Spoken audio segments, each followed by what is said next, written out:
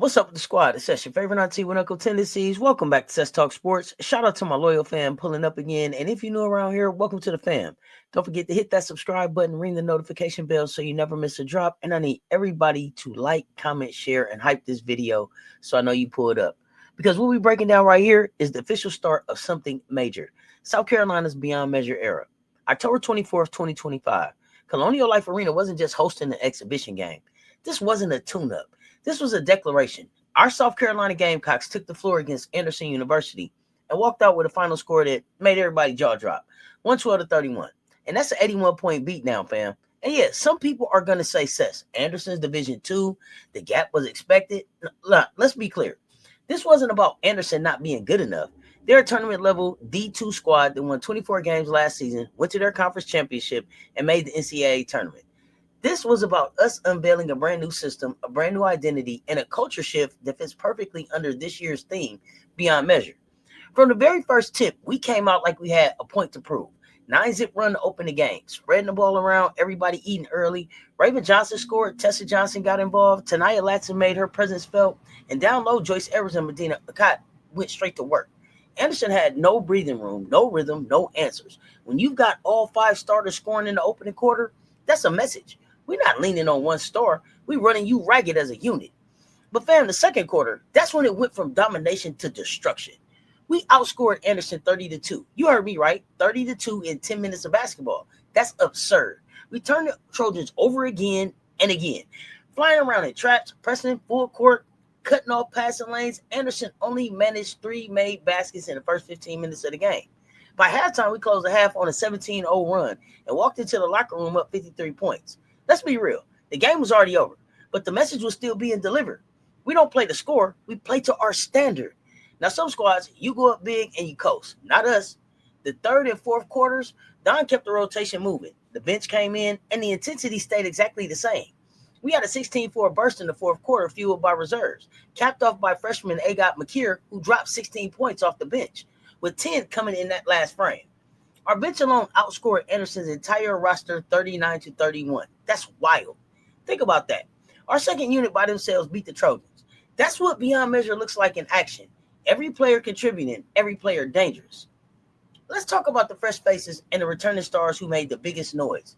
Madina Okot, making her South Carolina debut, shows she belongs right in the middle of everything. And Joyce Edwards, Rolls Royce, stepping into her second season, looked like she's ready to take another giant leap. Joyce Edwards, year 2, and she wasted no time reminding everybody why she was one of the most hyped recruits in the nation last year. She lit Anderson up for 27 points in just 26 minutes, shooting 9 for 13 from the field, splashing 2 threes, and going 7 for 8 from the line. She's already proven she can score at all 3 levels, and this game showed that her confidence has only grown. But what I love most wasn't just the buckets. It was Don Staley's post-game message. Tripp said, we got to get Joyce to play some defense and walk into her dominance. That's how you know the bar is higher for her now. Joyce recorded 3 steals, but the expectation here is two-way greatness. If she continues to lock in defensively, she's not just one of the best sophomores in the country. She's one of the best players in the country, period. Now, Madina Okot, the transfer, gave us something we haven't seen in Columbia in a minute. A true 6'6" rim protector who can run the floor like a wing. She finished with 17 points, 15 rebounds, and 6 blocks. But numbers don't even do her justice. There was a play where she grabbed a defensive rebound, pushed it coast to coast herself, and finished through contact at the rim. Let me tell you that again. I said there was a play where she grabbed a defensive rebound, pushed it coast to coast herself, and finished through contact at the rim. I remember I said 6'6" rim protector, okay? That's not normal for a center that size. Her mobility opens up the whole system because now it ain't just guard sparking transition. Okot herself can lead the break. Add in her shot blocking presence, and she's the defensive anchor we've been waiting for. She single-handedly makes our paint presence overwhelming. The backcourt, man, it's more than solid. Tonight, Latson put up 14 points, aggressive, downhill, and perfect from the line at 6 for 6 with 3 assists and 2 steals. Raven Johnson added 10 points, 3 assists, 2 rebounds, ran the tempo and controlled the flow. Tessa Johnson gave us 5 points, 6 boards, and 1 assist while steadying the offense. Now let's stack the numbers because they don't lie. A plus 81 margin, 68 points in the paint to Anderson's 12, 52 fast break points, 34 points off turnovers, 22 steals, 11 blocks, plus 33 on the glass, and 85% at the line as a team. When our bench outscores an opponent's starters, we're not just beating teams, we're breaking their will. And let's put the full player stat lines on the table so y'all can see just how balanced and dominant we were. Because the game wasn't televised. Tonight, Latson, like I said, 14 points, 7 rebounds, 3 assists, 2 steals, 2 blocks, 6 for 6 from the free throw line.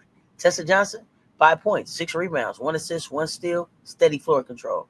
Joyce Edwards, 27 points, 8 rebounds, 3 steals, 1 block, 9 for 13 field goals, 2 for 2 from 3-point, 7 for 8 from free throw. Madina Okot, 17 points, 15 rebounds, 6 blocks, 3 steals, the defensive anchor. Raymond Johnson, 10 points, 2 rebounds, 3 assists, 4 steals. Matty McDaniel, 4 points, 4 rebounds, 3 assists, 1 steal, and hustled every minute. Adele Tack, 7 points, 8 rebounds, 1 assist, 1 block, 1 steal in 12 minutes. Listen, y'all, Adele Tack is nasty work out there. 7 points, 8 rebounds in 12 minutes? That means ain't nobody getting a rebound. Ain't nobody getting a rebound when Adele is on the floor. And what I loved about Adele, when Adele was on the floor, so physical. Everybody, we were really physical tonight, but Adele especially was like, hey, move, get out the way. Pushing them up under the basket, making sure that she was getting big in the paint. I mean, she dominated. Her and Madina Okot, but Adele Tack, listen, we had, and I said we've been missing 6'6" presence on the floor. We've been missing a healthy 6'6" presence around the team because Adele Tack, I believe, is 6'7", 6'6" and a half or better. I think she's 6'7", closer to Camila Cardoso height than Madina Okot. But I digress. Adele Tack is a problem. In 12 minutes, 8 rebounds, most of them defensive. Man, be afraid, very afraid. Now let's talk Isla McDowell. 6 points, 2 rebounds, 1 steal. Freshman coming along. Miriam Dowda, 6 points, 1 block, 1 steal. But again, that's that energy, that spark on the defensive end that really gets me excited about having Miriam Dowda out there. She's going to turn a corner and be a real factor this season. Last but not least, Agot McKeer. 16 points, 6 rebounds, 4 assists, 5 steals, big spark in the fourth quarter. They call her Gotti with the shotty. Listen, this kid is a hooper. 5 steals? 5 steals? I'm so excited for the defense. Listen, the 16 points, the 6 rebounds, the 4 assists, all of that is great stuff, especially for a freshman. But the 5 steals, that's where I'm focused in on first.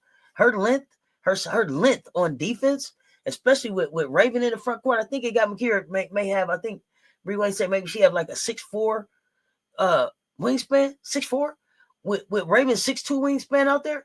Got to understand the defensive nightmare that this size creates. It's not even so much the offensive as much as it's the defensive nightmare and the mismatches that our size creates. That's what people got to get ready for. All 10 Gamecocks, though, who touched the floor scored, and every single one made an impact. That's depth, that's culture, that's beyond measure.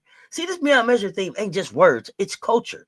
It's the idea that every single player, every single possession, every single action counts. Against Anderson, we saw it loud and clear. Everybody contributed. Everybody had a role. And Dawn Staley is making sure we understand that being great at South Carolina isn't about one person shining. It's about the whole squad rising together. But we all know the next one is the real test. Anderson wasn't built for this storm. North Carolina's up next in the ATL, and that's what we'll see how this new style holds up against their top-tier competition. Can we keep that pace and pressure for 40 minutes against a team with elite athletes? Can we stretch the floor when defensive shrink the paint? That's what's coming. Here's the takeaway. This wasn't an exhibition. This was a blueprint. South Carolina just showed everybody we're deeper, faster, stronger, and hungrier than ever. The Beyond Measure era is here. It's redemption time. Revenge Season 2.0. Until us. All right, fam. Make sure you drop a comment with your thoughts on our 112-31 domination. Who stood out to you the most? Joyce Edwards, Madina Okot, Agot McKeer off the bench, or somebody else? Don't forget to hit that subscribe button, ring the notification bell so you never miss a drop, and everybody, like, comment, share, and hype this video so I know you pull it up. Catch y'all next time on Cess Talk Sports, where we always bringing you the latest on the rising stars and legends in the making. Keep hooping, stay tuned, talk soon. I'm out.